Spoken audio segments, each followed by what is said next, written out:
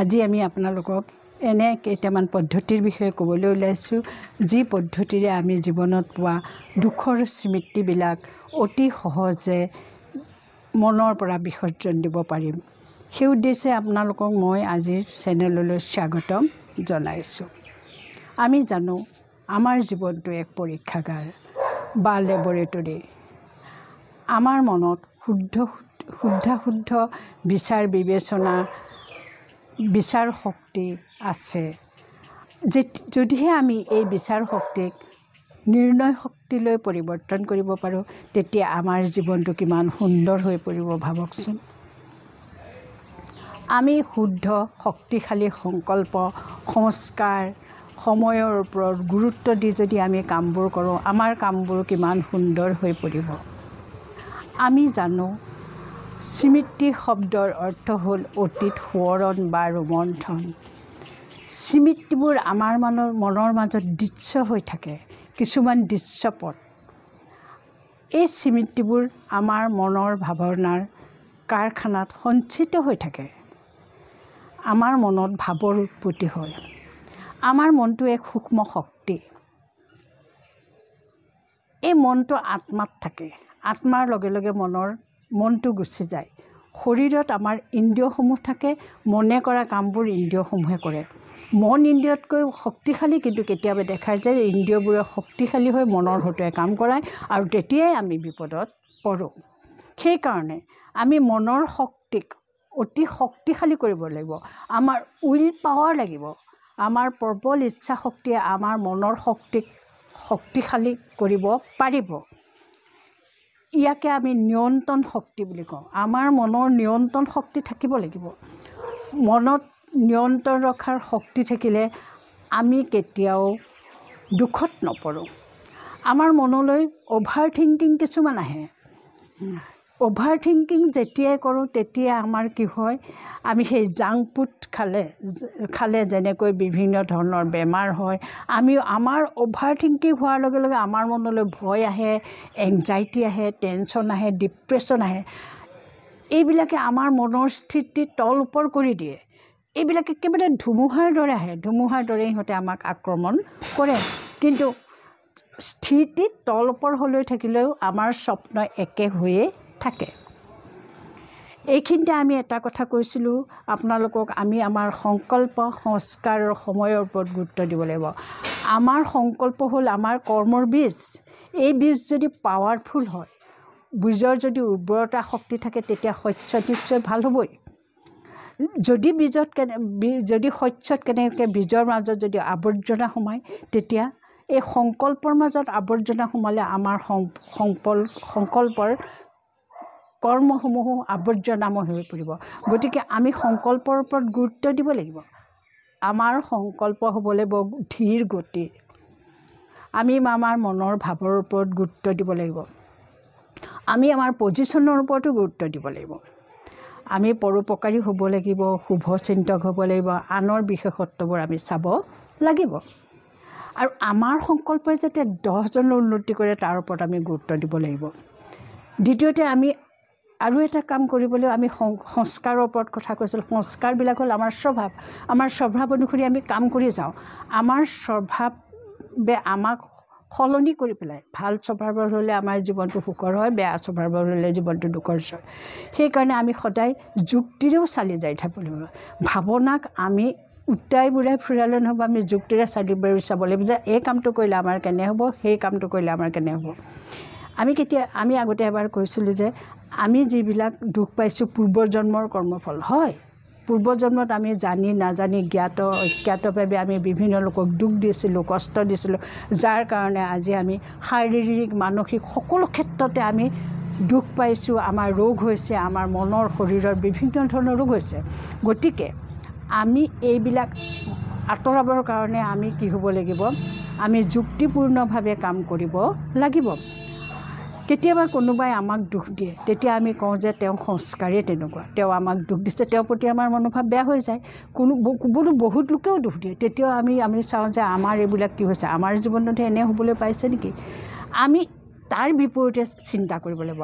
আমি যেতিয়া বিচাৰ শক্তি, নিৰ্ণয় শক্তি নিয়ন্ত্ৰণলৈ আনিলোঁ। নিয়ন্ত্ৰণ শক্তি আমাৰ শক্তিশালী হ'ল, উইল পাৱাৰ আমাৰ মনোবল বাঢ়িলে। আমি তেতিয়া চাব লাগিব যে তেওঁলোকে আমাক যিখিনি কাম কৰিছে পূৰ্বৰ জন্মৰ কৰ্মৰ ফল হয়। দ্বিতীয়তে তেওঁলোকে পৰিস্থিতিৰ দাহ হৰি কৰিব পাৰে। পৰিস্থিতি হয়তো তেওঁলোকক বাধ্য কৰিছে। তেওঁলোক দুৰ্বল মনৰ হ'ব পাৰে, তেওঁলোকৰ শাৰীৰিক অক্ষমতাও কিবা এটা হ'ব পাৰে, শাৰীৰিক অসুখো হ'ব পাৰে। আৰু আমি বাতাবৰণত গুৰুত্ব দিব লাগিব এই সময়ত, কাৰণ কলিযুগৰ সময়ত বাতাবৰণ সাধাৰণতে তমোগুণী হয়। তমোগুণী বায়ুমণ্ডলৰ প্ৰভাৱ তেওঁলোকৰ ওপৰত পৰিছে। সেইকাৰণে তেওঁলোকে কৈছে, কাৰণ এজনৰ বিপৰীতে অজস্ৰজনৰ মনৰ ভাৱনা আজি তমোগুণী হৈ পৰিছে। সেইকাৰণে আমি চিন্তা কৰিব লাগিব যে আমাৰ যি পাৰ হৈ গ'ল সেই সময় আমি ঘূৰাই নাপাওঁ, কিন্তু আমি আমাৰ ভৱিষ্যতটো ঠিক কৰিব লাগিব। আমি জানো আমাৰ মনৰ সূক্ষ্ম ভাৱনাবোৰে সূক্ষ্ম বৃত্তি হৈ পৰে, আমাৰ স্বভাৱ হৈ পৰে। আমি একেটা কথাকে ভাবি ভাবি তাক সংস্কাৰ কৰি পেলাওঁ, স্বভাৱ কৰি পেলাওঁ, আৰু স্বভাৱটোৱে কৰ্ম হয়, আৰু কৰ্ম হৈ বায়ুমণ্ডলত প্ৰভাৱ পেলায়। এতিয়া আমি কাম কৰিব লাগিব, আমি আমাৰ কৰ্মেন্দ্ৰিয় আৰু জ্ঞানেন্দ্ৰিয়সমূহৰ ওপৰত ৰুলিং পাৱাৰ খটুৱাব লাগিব।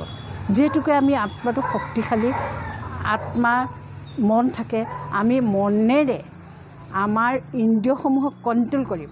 আমি জ্ঞানেন্দ্ৰিয়ৰ ওপৰত কণ্ট্ৰলিং পাৱাৰ খটুৱালোঁ, কৰ্মেন্দ্ৰিয়ৰ ওপৰত কণ্ট্ৰলিং পাৱাৰ খটুৱালোঁ, আৰু কৰ্মেন্দ্ৰিয় আৰু জ্ঞানেন্দ্ৰিয়বিলাক আমাৰ বশীভূত হৈ পৰিল। আমি জীৱনত লাভ কৰা দুখ, নিন্দা, অপমানে আমাক কেতিয়াবা শক্তিশালীও কৰিব পাৰে। কাৰণ আমি যেতিয়া সৰুতে কিবা কথাত দুখ পাইছিলোঁ, কিন্তু সি আমাক কি কৰিলে, আমাৰ লক্ষ্য স্থিৰ কৰি দিলে যে তুমি প্ৰতিজ্ঞা কৰা জীৱনত তুমি এনেকুৱা হ'ব লাগিব, এই দুখবিলাক তুমি আঁতৰাব লাগিব, আনৰ নিন্দাক তুমি কি কৰিব লাগিব, তেওঁলোকে আহি তোমাৰ ওচৰত বশীভূত হ'ব। গতিকে আমি এইটো জীৱনৰ লক্ষ্য কৰি লৈ আমি জীৱনত আগবাঢ়ি গৈ থাকিম জীৱ কৰিলে। আৰু এটা আমি কাম কৰিব লাগিব, আমাক যিসকলে দুখ দিছিলে তেওঁলোকক একোজন শিক্ষক হিচাপে ধৰিব লাগিব। শিক্ষকে যেনেদৰে আমাক স্কুল কলেজত শিক্ষা দিয়ে, নোৱাৰিলে দাবী ধমকি দিয়ে, তেনেদৰেও তেওঁলোকে আমাক শিক্ষাই দিছে। তেওঁলোকৰ দিয়া আমাৰ যি মানসিক শাৰীৰিক অত্যাচাৰ হ'ল, তাৰ পৰা আমি শিক্ষা পালোঁ যে আমি এনেকৈ গ'লেহে আনৰ লগত আমি সমকক্ষ হ'ব পাৰিম। আমাক শিক্ষা দিলে আমি আমাৰ কাম কৰি গ'লোঁ, আমাৰ ভৱিষ্যত উন্নতি হ'ল। তাৰোপৰি আমি তেওঁলোকক ট্ৰাষ্টি হিচাপে ল'ব লাগিব। যিহেতুকে আমি এই পৃথিৱীখনত কাম কৰি আছোঁ, ভগৱানে আমাক পঠিয়াইছে, আমি নিমিত্ত হৈ কাম কৰিছোঁ, তেওঁ মাতিব, আমি আকৌ গুচি যাওঁ, আমাৰ জীৱনৰ জৱনিকা ইমানতে অন্ত পৰিব। আমি যদি এওঁলোকক ট্ৰাষ্টি হওঁ, এওঁলোকে ট্ৰাষ্টি হৈ আমাক শিকাইছে, যেনেদৰে ভগৱানে আমাক শিকালে এওঁলোকে আমাক ট্ৰাষ্টি হৈ কাম কৰিছে। গতিকে তেওঁলোক শিক্ষক আৰু তেওঁলোক আমাৰ ট্ৰাষ্টি, তেতিয়াহে আমি জীৱনত আগুৱাই যাব পাৰিম। আমি তেওঁলোকক সহজভাৱে ল'ব লাগিব। এইখিনিতে সৰ্বশাস্ত্ৰ শিৰোমণি শ্ৰীমদ ভগৱদ গীতা গ্ৰন্থৰ এটা অধ্যায়ৰ কথা মোৰ মনলৈ বৰকৈ আহিছে। সেই বিখ্যাত গ্ৰন্থখনিৰ ৪ৰ্থ অধ্যায়ৰ ২৪ আৰু ২৫ নং শ্লোকত গীতাৰ ভগৱানে আমাক কৈছে, নিন্দা, অপমান, দুখ, লাঞ্ছনা, গঞ্জনাবিলাক যিজনে তোমাক দিছে, সেইবিলাক তুমি সেইজনক মিত্ৰ হিচাপে লোৱাৰ উপৰিও সেইবিলাকো তুমি মিত্ৰ হিচাপে লোৱা। তোমাৰ ভালৰ কাৰণেহে তেওঁলোক আহিছে, তেওঁলোকে এনেকুৱা কাম কৰিছে। গতিকে যদি মিত্ৰ হিচাপে লোৱা, তুমি তোমাৰ ভাল দিশলৈহে আগবাঢ়ি যাবা। কাৰণ মিত্ৰই আমাৰ ভালটোহে চিন্তা কৰে, তেওঁলোকে আমাক শিক্ষা দিছে, তেওঁলোক আমাৰ শিক্ষক হয়। আমি আমাৰ গোটেই জীৱনৰ অভিযোগৰ ফাইলখিনি বা নথি পত্ৰখিনিৰ এটা ফাইল বনালোঁ।